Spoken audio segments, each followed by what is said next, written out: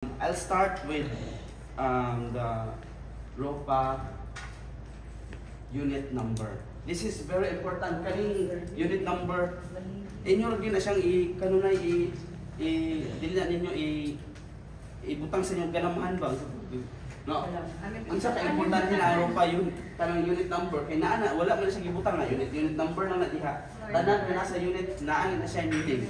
Kaya wala na gibutang. Kani ROPA 65532 wala na siya gibutang. So that is why so the unit number makabalo mo asa unit number facing the same ni siya, facing amenity or facing the asa pa siya nagatubang by just looking at the unit number nga akong isend sa inventory. Okay, so first for the ROPA 2 series, kaning ROPA 2 kani siya is the project series kinamte ROPA 1, ROPA 2. So, understandable sa ROPA 2. So the next unit number is the floor number. So I just say the 6th floor di siya available. 6th floor di siya ang usahay man kung mahimong siyang upat, bahin sila duha. But kung tulo, first is the floor number, the next two digit is the unit number. Okay, so for this example, this is 6th floor, 08, and next is the unit number 8, unit number 8, and then building B. Grabe na sa lupa. Tapos yung mga tanong, kung saan yung building? Grabe na gipod. Okay, so, ato lang yung duman. ROPA 2, project series. Next is the floor number. Kung tatag na yung muna siyang upat, 1108B. Atong 11 mo yung floor number. But kung tulura siya dire, ang first, ang floor number, and then next is the unit number, and then kung asa siya na building. Okay, so kung saan na ito pag-identify kung CVO siya or dili. Okay, so naman ko mapaipakita later on. But ang ato ang sunset view is, ang unit number is 1 to 11. Okay, so kung 8 is this si sunset view na siya or sea view? Sunset view. Sunset view. So kung ang inyong makita digit nila is 12 to 21 mo na ang sea view. Nag-send ko gabon inventory, why nakabalo na sea view sa. Nahali na. Nahali na. Oh my goodness. Diba? Nagbuhat ang liko, bangtan nga hindi ko po awag yun, naisip mo ta, naisip yun, awag ko yung reply yun, kinahali na, kaya kayo mo, kayo mo mukuan. Kaning data, rapod lisod ang data, sir, Okay, so, mawala na yung timanaan. Kaya nga, ang last two digits, except sa nag-cycle ko gahapon, CBU ipakita. No, tayo ako agapon, sir, no? CBU yung mga gapon? Ano sa tayo mga? Building A. Building A, unit number. Kana, Kaya nga, 9th floor. Mauto, no? Dito si view. 614. So, ang available gapon is 614. 6th floor, unit number 14. So, pasok mo siya sa 12 to 21. So, sea view to siya. Kung 1 to 11, mo na yung sunset view. Okay, so, nagani IS mo tanong. Sea view, lahat pa yung sea view. Hindi na kung reply. Uy, na kung balik-balik. Ay, so, 1 to 11, sunset view. Sunset view. 12 to 21. Sea view. Sea view. Kung makita sa mo corner nga sea view, 12 o 21. Muna say corner, makitaan mo na. Makitaan na to sa floor. Laro na na wala na yung pangutana? Laro na. Okay.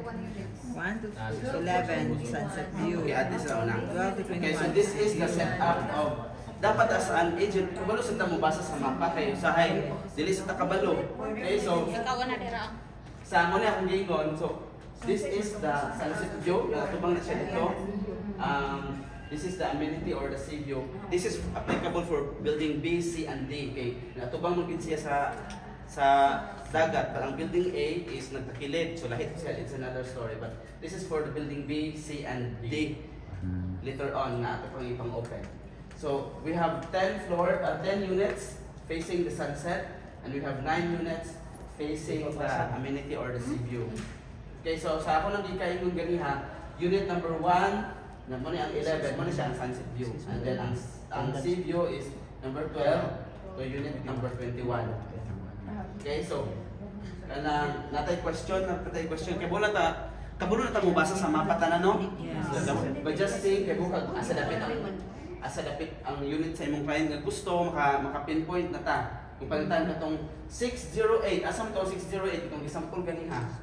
Sunset View. Sunset View, asa man Sunset na? View. Kapit nga yun eh. Asa? 11 na nangyayari. Ikaupat. Four. Next. 1, 2, 3, 4, 5. Asa? Agoy. 7, 8. Dari. Okay, kani. Kaupat. 608. 6th floor, unit number 8. Okay, so kaya ang kuya na 1, 2, 3, 5. Wala man tayo 4. 1, 2, 3, 5, 6, 7, 8, 9, 10, 11. So there is sa ubos, 12, 14, wala tayo 13. 12, 14, 15, 16, 17, 18, 19, 20, 21. Okay, so kung makita mo sa number, buong lang nag-dubli-dubli ng number nila. Kaya same ang bili sila format per floor. Okay, so dapat kabalot akong kanina lang 608 ma'am. Uy, asa ang 608? Tanang pa sa office. Asa dito ang 608 sir? Nanag yun nakabutang dili number. Wapag yun nakakakuan. Pero bisag wala pa ni number. Kung kabalo ka sa yung sa pag-numbering o pag-himo sa code or sa unit number, makabalo ka, maka-identify ka sa unit number kung asa nakalocate. Klaro? O, nagdagat. Kuan siya ang elevator na dire ka elevator and then 9 ka unit dire sa atubangan kay natay usa nga katong L shape nga doon sa elevator mo siyang kato 40 square meter na limot. 44 square meter nga unit. But ang 44 square meter is not available sa 6th floor, sa 7th floor, sa 12th floor, sa 14th. Kaya dito ang mga garden pads. The rest na dito ang 44 square meter. Okay? Laro? Naipangutana? Isa not available Unsay not available ang Ang 44 square meter nga katong L-shape bitaw, one bedroom nga 44 square meter. Usa lang na siya ka unit, mao ni siya ang L-shape nga kapit sa elevator. Per floor usa rin siya except for the 12th floor, 14, 6 ug 7. Kaya namin dira ang garden pads sa murag. Basta nagsunod na sila 6, 7, 12, 14. Wala na 13. 6, 7, 12, 14. Nasa dira ang garden pads kanang mga floor. 44. Sir, pwede combine unit. Combine sa ako lang discuss before kung mag-combine ta og unit, make sure siya pwede siya but it should be fully paid. During fully paid na ang unit paid. Diso man sa nato nagbubo na to wall dira kung man dili ti wasun og bayad. Dili sa biya ng amortization. Nga dili mo forfeit na siya sa una baligyan ni primary sa standard. So pwede siya especially kung spot cash or pwede siya later on after na sa fully paid na tamang major renovation mo kuna i-combine. So is podcast niya sir nga pre-ceiling pa. Pwede na kanito na. Kung spot cash ka na pre-selling, I think i-honor nga dili ito pabutangan na mismo ang division. But kung later on pa ka mag-amortize pa kag pila ka years, gusto ka mag-combine sa unit, unya pa siya na siya kuan kana hasta mo fully paid. Okay. Wala mi nag-ingon nga dili pwede siya but later na kung maimuhan na gyud nanan sa imuha ang Okay kaya. Fully paid For approval pa na iyang kuan. Pero usually ma-approve ra man gyud siya basta fully paid. Basta kung cash sure gyud na pwede na nimo requestan na ayaw nang butang ikuan. Yes. Pero kung dili cash, dili siya. ma-atog yung ikuan kay daghan mo koy mahitabo pa sa pila ka tuig nga nagbayad siya makapit pa na. Bitaw. So nga na sila ni kuan dito, di gusto na migbaligya kay dili man mao ang standard gigbaligya namo. Tuyok lang ma'am. Okay, naitay question? Napatay laing question today? Kasi na pa mo yung mga tuon nagibutan kung asa dapat ang CR, asa ang CR nga diri sa left. Na may ubang client nga, gusto na ko ang CR kana nigsod na diri sa right akong CR. Gusto na ko ani kuan pas dira sa model unit, nigsod mo nasa right ang CR. So, naman tay unit nga diri sa left, makabalo ra mo kung asa dapat. Wala sir. Na diri nakabutang. Tan-aw lagi diri mo. Ano lang gid sa floor plan. Sorry mo na diri. Tan-aw lagi ang Sir, mapa. kana elevator dili gyud na siya ma-change, dili ra gyud na siya sa kuan. Mao gyud siya. Kani lagi siya sa likod sa elevator no ang CR. Lagi mamatoy na sa kuan. So, location sa kanamo kay mga client nga very specific silang gusto. Gusto ko nga akong anigsod, dili ko pareha sa model unit nga anigsod na nasa right mo sa pili dili ko dara left. Kanila yung mga ma'am, unit number 8, kalima 8 mo na nasa left ang iyang CR. Itanaw sa mapa sa site development plan, kinalagay na siya dira tanang diha. Na may portahan mo ni portahan CR, portahan CR. Kaya kung ko siya kanang pares-pares ba? Pares na ba? Siya ang iyang kuan. So dili dai siya uniform good sir no. Dili kay kuan kana. Nakamantay pares-pares man sila. Pares. Same good sa Richwood, kung kabantay mo ang portahan sa Richwood, na unit nga diri sa left ang portahan, na unit nga diri sa right. Yan ang concept. Kay mag-partner man na sila. Laro ra? Natay question?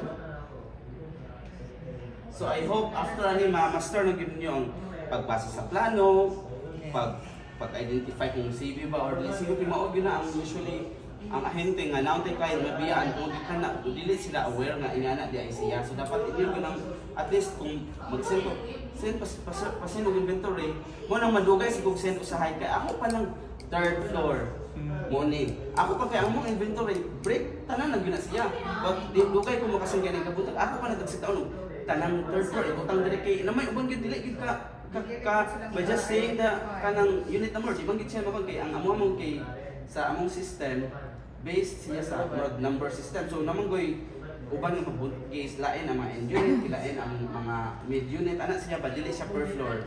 So mo nang kung mag-send ko inventory isa kay madugay ko kay ako kanang binagsahon og kani sa third floor nito nang third floor. Lagi na timing fourth na. floor. Mag-data ra may dili Fifth floor. Ana. Mao na Kung ano 614 show kan halin ni kay ako tanang natay CV kay wa jud nakabalo. So mo jud nakabalog na CV wa jud kay buo sila mo basa ba. So mo nang di balik yung kuani. Ano ka ni nga 3.8 man ha? Unsa ka difference ano? sir ano mo.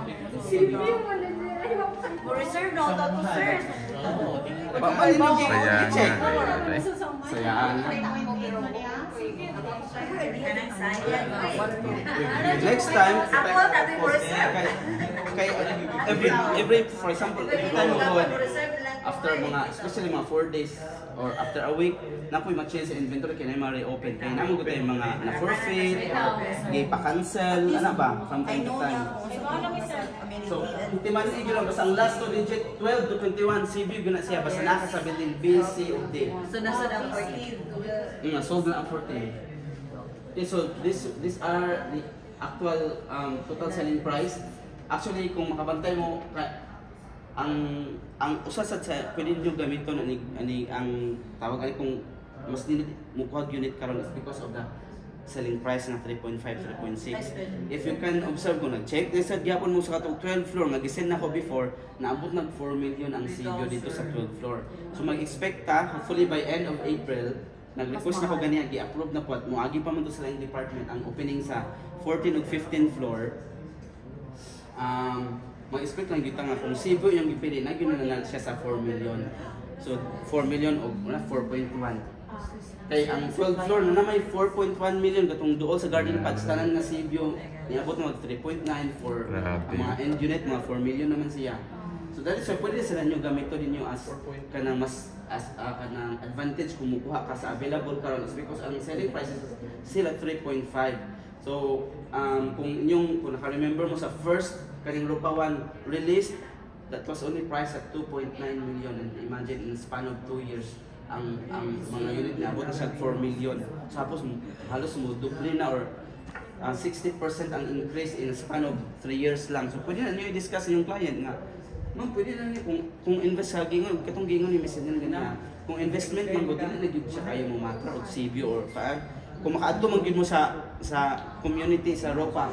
Bisag asa na ko ibutang ganahan ra gyud ko for mahimo makakuha ng unit diri nga community.